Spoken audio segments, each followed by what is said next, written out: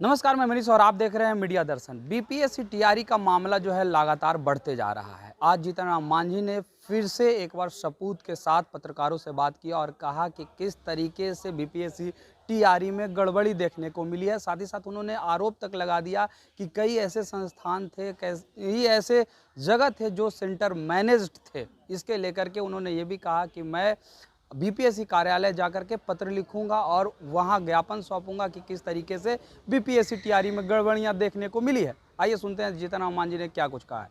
के लोग हमारे पास मिले हैं।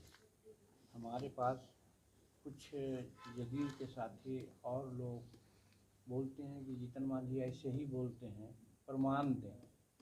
तो हमारे पास प्रमाण है और प्रमाण का जिस यही है कि 11 एवं 12 के शिक्षकों का दस्तावेज सत्यापन, जिसको डीवी कहते हैं, कि दौरान कुल 1698 अभ्यर्थी अयोग्य पाए गए हैं, जिसकी सूचना सोशल मीडिया पर उपलब्ध है। परीक्षा फल के पहले जब दस्तावेज डीएवी का सत्यापन जो हुआ तो अयोग्य पाए गए थे, उनमें घोषित योगदान करवाया जा रहा है, यानी कि जो अयोग्य पाए गए थे उनको भी घोषित किया गया योग्य, ये प्रमाण है। और डीएवी कहते हैं सत्यापन, डॉक्यूमेंट वेरिफिकेशन। तो हमारा कहना है कि हर परीक्षाएं में कम से कम 5% से 10% लोग अनुपस्थित रहते हैं।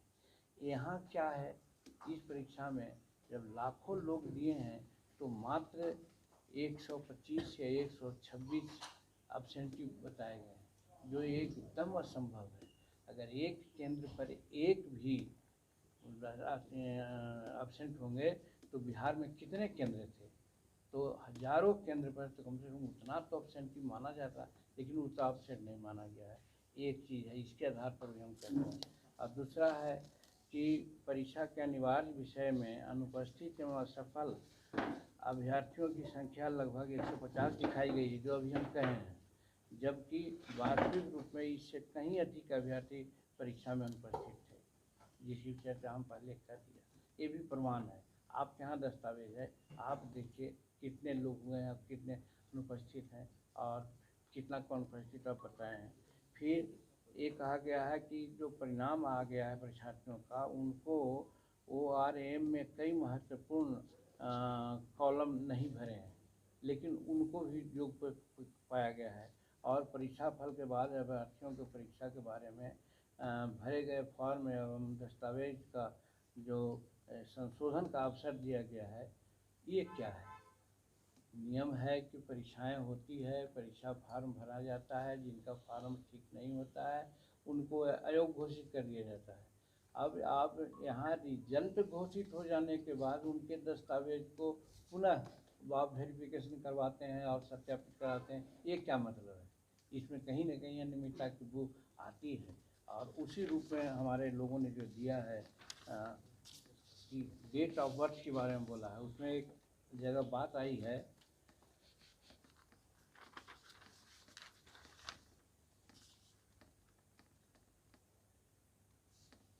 एक बात और आई है कि STET 2019 के एडवर्टीजमेंट संख्या सो की कंडिका संख्या 7 का एवं 9 में अभ्यर्थी को भारत के नागरिक के साथ साथ बिहार राज्य का नागरिक होना जरूरी बताया गया है।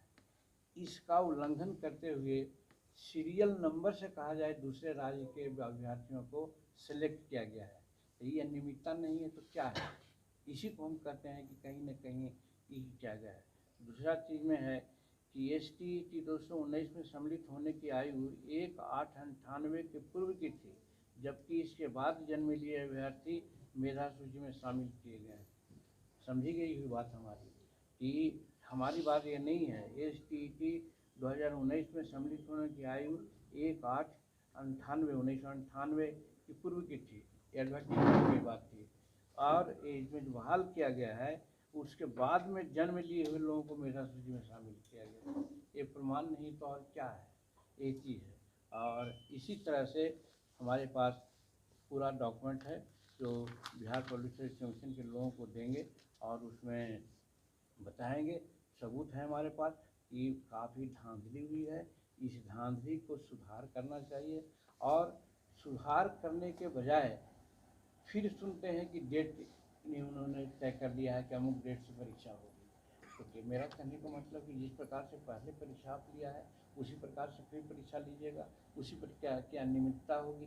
इसीलिए हम समझते हैं कि ये अन्याय हुआ है। और एक चीज़ और है, माननीय उच्च न्यायालय पटना का आदेशानुसार बिहार पब्लिक सर्विस कमीशन में TRE एडवर्टीजमेंट 26/2023 के में सिर्फ संगीत विषय के अभ्यर्थियों को STET 203 में उत्तीर्ण प्रमाण पत्र जो वेरीफाई कॉपी का योग माना गया है, मैंने उस डेट के बाद माना गया है, और बाकी सबको नहीं माना गया है। लेकिन इसी संगीत टीचर के जो हड़ता दिखलाई गई है उसी के अनुरूप मान करके दूसरों को भी दिया गया है। उसमें देखिए अनुलग्न को 12 में उसका नाम दिया गया है। और फिर ये भी मान लिया कि सत्यापित किया गया है जिसमें NCA या EWA या डोमेस्टिक सर्टिफिकेट 12/7/23 के बाद का है। ऐसे लोगों को बाहर का रास्ता दिखाना विभाग के ढुलमुल नीति या योग्य अभ्यर्थियों को नुकसान पहुंचाने गया है। हमारा कहने का मतलब है ये काफ़ी है, और इसी में हम लोग इसको जोड़े हैं और जोड़ करके दे रहे हैं, और पूरा एक सबूत है। और इसकी जांच हो, और ये जांच होने के बाद यानी इसका फलाफल आने के बाद ही कोई नई परीक्षा ली जाए, ये उचित होगा। और नहीं तो पहले परीक्षा ले जाने का मतलब है कि आप लिपापोती पहले भी किए हैं, फिर भी लिपापोती किए हैं। ये हमको इस समझने का। तो आपने सुना जीतन राम मांझी सबूत के साथ आज पत्रकारों से बात किया, और उन्होंने कहा कि कई तरीके के गड़बड़ियां देखने को मिली है, जिसमें जब स्टेट के अभ्यर्थी वही हो सकते हैं जो बिहार के निवासी हों, तो फिर दूसरे राज्य के निवासी को स्टेट में शामिल क्यों किया गया। साथ ही साथ अगर देखा जाए तो बिहार के बाहर के कई राज्यों के अभ्यर्थी जो हैं स्टेट में शामिल हुए और उन्हें सफल भी कर दिया गया। तो कहीं ना कहीं ये बतलाने के लिए पर्याप्त है कि इसमें काफ़ी गड़बड़ियां देखने को मिली है और ये भ्रष्टाचार का भेंट चढ़ गया है। इस तरह के तमाम अपडेट के लिए देखते रहें मीडिया दर्शन। धन्यवाद।